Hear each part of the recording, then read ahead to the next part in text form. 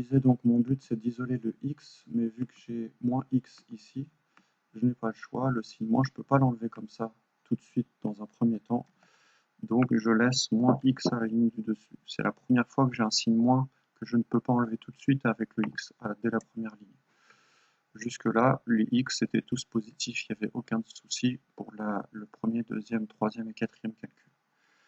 Mon 2, vous remarquez qu'il est en gras, je dois l'éliminer. Pour ça, souvenez-vous ce que j'ai mis au départ. Pour déplacer ou éliminer le 2, je dois changer de signe. Donc j'écris 10 moins 2. Pourquoi moins 2? Regardez, le 2 n'a pas de signe, sous-entendu, il est positif. Rappelez-vous qu'on n'est pas obligé de mettre les signes positifs. Du coup, ça vous donne moins 2 en changeant de signe. Et ça vous donne moins x, qui est égal à 10 moins 2, c'est-à-dire à 8. À la fin, simplement, regardez la petite astuce. Comment je fais pour enlever le signe moins? Je vais multiplier par moins 1 à gauche et à droite. De telle façon qu'en fait, moins x fois moins 1, ça donne plus x. Et le plus 8 va devenir moins 8. On peut aussi dire simplement, j'ai changé le signe à gauche et à droite, ça fonctionne très bien aussi. Dernier exemple de cours. Je procède de la même façon. Ici, moins x forme un bloc, je ne peux pas le séparer. Donc à la ligne dessous, j'ai moins x. Mon but, c'est d'éliminer en gras le moins 2. Pour cela, je le déplace à droite et il va devenir plus 2. Voilà. Comme ça, j'obtiens moins x est égal à 10 plus 2. J'obtiens x est égal à 12. N'oubliez pas, vu que j'ai changé le signe ici de la ligne 2 à la ligne 3, le plus 12 va devenir moins 12. Je commence à aller un peu plus vite. Fin de l'exercice 1. Dans l'exercice 2, c'est la même chose. On part de tout ce qu'on a appris dans l'exercice 1, à savoir qu'on a le droit d'additionner, on a le droit de soustraire, on a le droit de diviser, on a le droit de multiplier, à condition qu'on fasse la même opération à gauche et à droite. Et donc ici dans cet exercice-là, il n'y a rien n'est noté en gras. C'est moi qui vais vous le mettre. La partie à éliminer ici, c'est cette partie-là, le plus 3. Pour que ce soit plus clair, je vais le mettre en rouge. Si j'y arrive.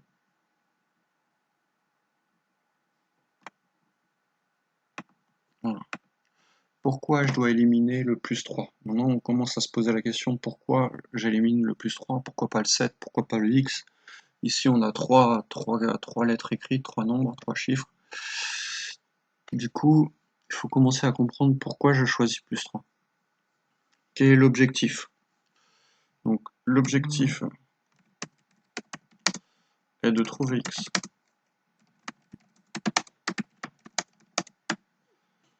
Pour ça,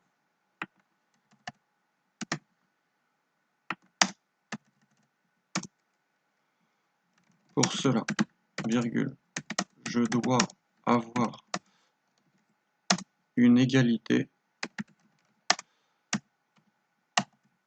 de la forme x égale quelque chose. Donc pour cela, vous remarquez que si je veux x égale à quelque chose, le plus 3, je n'en veux pas.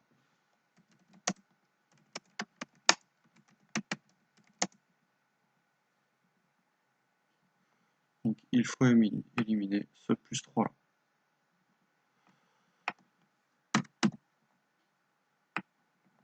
Voilà. Ça c'est bien important de comprendre ce premier objectif. Pour éliminer le plus 3, qu'est-ce qu'on a vu dans l'exercice 1? Vous avez le droit de déplacer le x à droite et de mettre de changer de signe. Et vous tombez sur x est égal à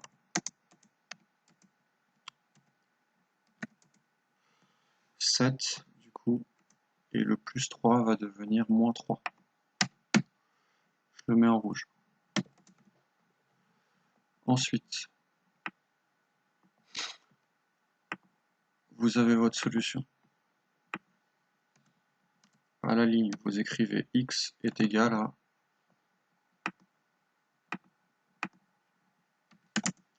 4. Ça, c'est votre résultat. Vous insérez ça dans un tableau, vous l'encadrez.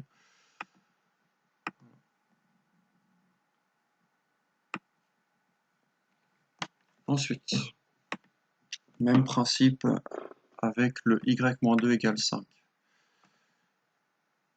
Pourquoi est-ce que je mets le moins 2 en rouge à votre avis? Mon but, c'est de l'éliminer. Pourquoi j'élimine le moins 2?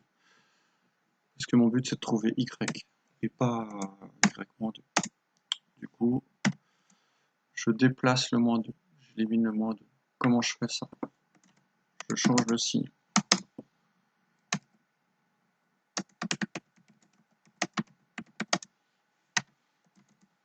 Et il devient plus 2. Qu'est-ce que ça me donne du coup? Y est égal à 7. Je vais le laisser en rouge à la place d'encadrer. Ce sera plus rapide pour moi. Ici, vous avez une multiplication entre le 2,5 et le x. Comment on fait ça? Regardez ce qu'on avait fait dans l'exercice 1.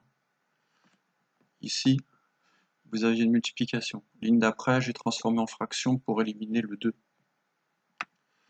Mon but ici, c'est d'éliminer 2,5 et pas 2. Donc, je rappelle qu'on élimine le nombre qui est collé au x quand vous avez une multiplication. Ici, du coup, je vais éliminer le 2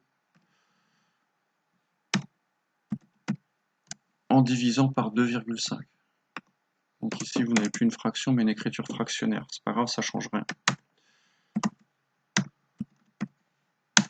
Voilà, vous obtenez ça.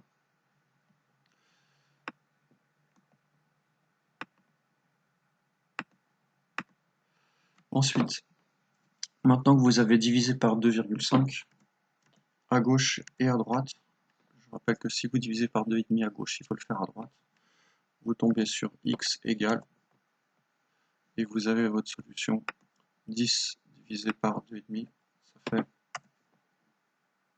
4.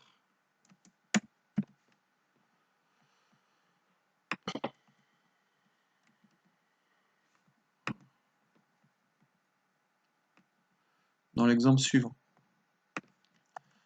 vous avez 5a égale moins 8. Ici, on a utilisé la lettre A, mais ça ne change rien du tout. C'est comme x. A, c'est l'inconnu. Le 5 est collé au A par une multiplication qui n'est pas écrite, qui est facultative. Qu'est-ce qu'on fait? On va diviser par 5.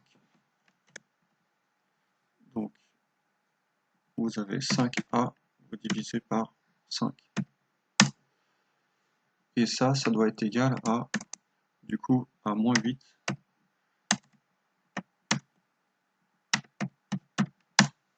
Voilà, divisé par 5. Je divise par 5 à gauche et à droite. Vous remarquez que le moins, ici, il est sorti de la fraction automatiquement, mais il peut être laissé dans la fraction, ça ne pose pas de problème. Donc soit vous avez moins 8 cinquièmes, soit vous avez moins la fraction 8 cinquièmes. C'est exactement pareil. Ce qui vous donne A est égal à 8 divisé par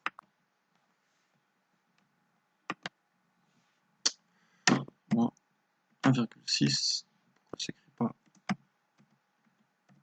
Voilà, je vais mettre la virgule comme ça.